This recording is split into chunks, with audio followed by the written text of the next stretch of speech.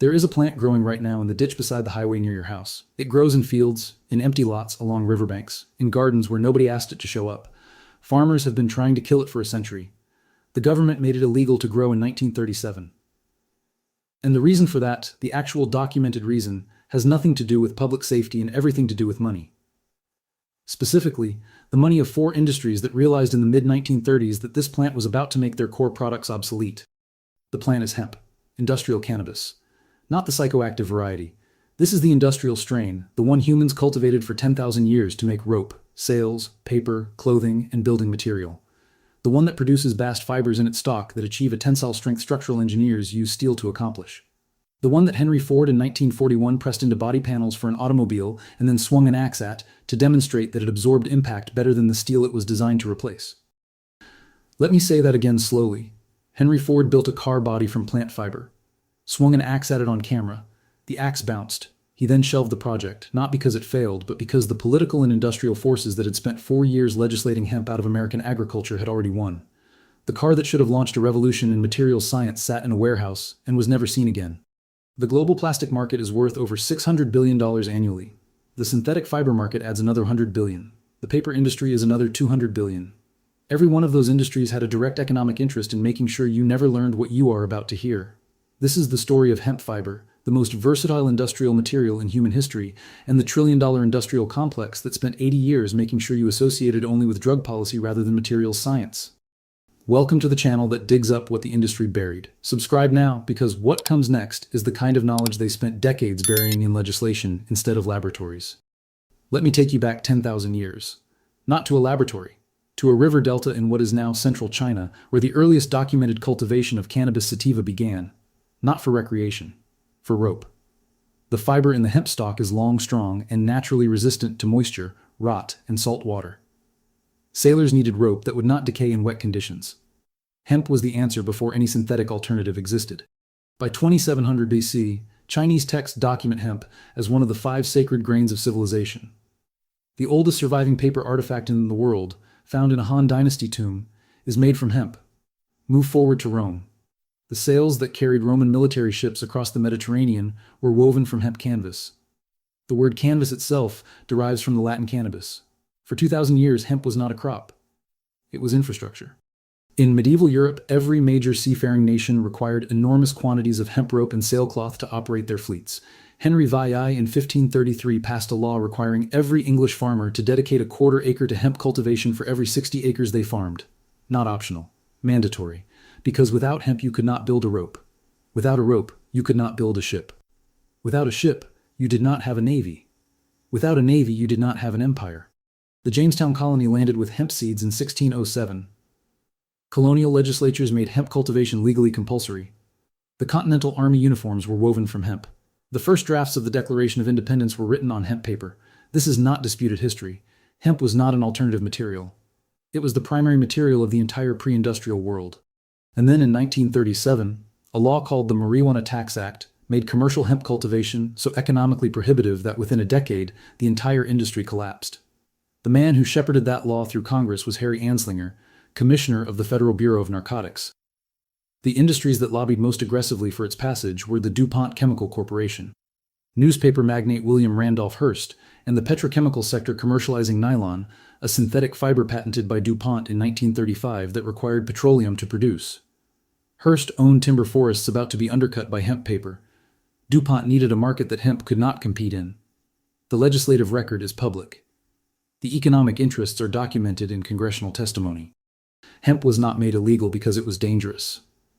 It was made uneconomical because it was too useful.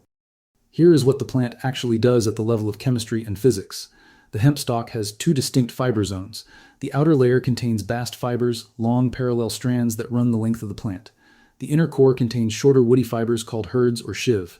The bast fibers are where the extraordinary structural performance lives. Bast fiber is composed primarily of cellulose with exceptionally long chains highly aligned along the fiber axis, cross-linked with linen in a way that resists both stretching and bending simultaneously. The specific tensile strength of hemp bast fiber ranges from 550 to 900 megapascals. Structural steel sits at roughly 400 megapascals by the same measurement. Pound for pound, hemp fiber is stronger than steel. The fibers are also roughly 6 times lighter than steel, which means at equal weight, the strength advantage expands dramatically. The inner herd fiber mixed with lime mortar produces a material called hempcrete. The hemp particles absorb carbon dioxide and harden progressively over time. A hempcrete wall does not just stop emitting carbon, it actively sequesters it for years after construction. Studies at the University of Bath confirmed that a standard hempcrete wall panel sequesters more carbon over its life cycle than was emitted during its production. It is a carbon-negative building material. The wall removes more from the atmosphere than it adds. The chemistry has been confirmed. The fiber strength has been measured. The hempcrete walls have been erected and monitored for decades in France, where over 50,000 hempcrete structures now stand in regular residential and commercial use. By the 1960s, the Controlled Substances Act consolidated hemp and psychoactive cannabis into the same Schedule I category, making any cultivation legally identical to manufacturing heroin regardless of THC content. Entire university agronomy programs abandoned their research, fiber processing infrastructure, the retting ponds, the decorticators, the weaving operations, all of it dismantled in the 1940s and never rebuilt. Meanwhile, the industries that lobbied against hemp had 50 uncontested years of market development. DuPont built nylon into a global fiber empire. The petrochemical sector expanded into polyester and polypropylene. By 1990, those industries had built not just factories but regulatory standards, building codes, and insurance frameworks calibrated entirely to their products. When the 2018 Farm Bill legalized commercial hemp cultivation, the infrastructure to re-enter industrial markets simply did not exist. No decorticators at commercial scale. No fiber processing facilities near farming regions. The regulatory gap was 60 years wide. Today, the global hemp fiber market is valued at approximately $6 billion annually. The plastic market it competes against is $600 billion. That ratio is not a reflection of the material's capability. It is a reflection of what was done to it between 1937 and 2018. France never banned industrial hemp. By the 1990s, a French company had developed the first commercial hempcrete building method. Today, France has the largest hemp fiber processing infrastructure in Europe. In 2008, BMW and Audi both incorporated hemp fiber composite panels into interior components as part of natural fiber programs to reduce vehicle weight. Hemp outperformed jute and flax and entered the supply chain of two of the world's most technically demanding automotive manufacturers. In 2024, researchers at Penn State published findings showing hemp-derived cellulose nanocrystals processed into a transparent film with hardness exceeding most metals and tensile strength competitive with Kevlar. Applications in ballistic protection, flexible electronics, and structural coatings. The feedstock was agricultural hemp fiber. Here's what you can actually do with this knowledge today. Hemp hurd is sold by agricultural suppliers in the United States following the 2018 Farm Bill. A 50-pound bag costs between $15 and $30. Hydraulic lime is available from masonry supply companies for approximately $20 per bag. Water is the third ingredient.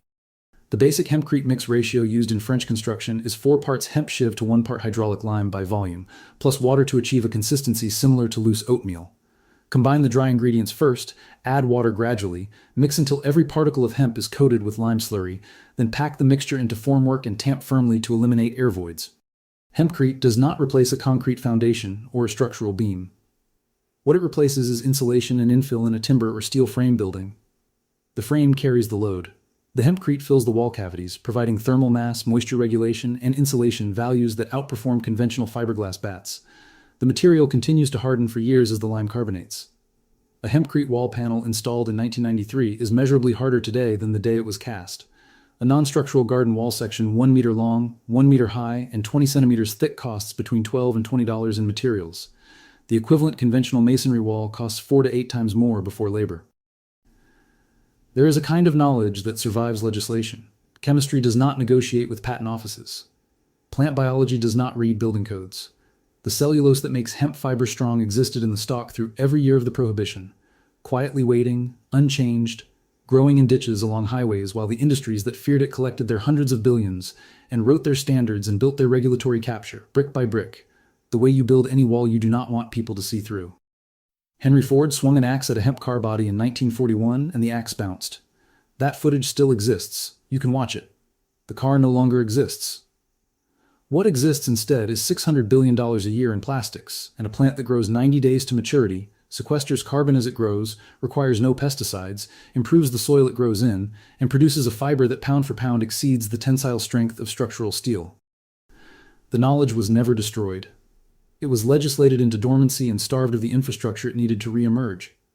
Some knowledge is not lost. It is simply kept waiting until the people who needed it buried come to understand that chemistry is more patient than capital. And a fiber that humans selected for 10,000 years for its strength does not stop being strong because a law said it was inconvenient. Subscribe and be in the room when the next one surfaces. Because what was buried was never gone. It was only waiting to be found by someone still looking.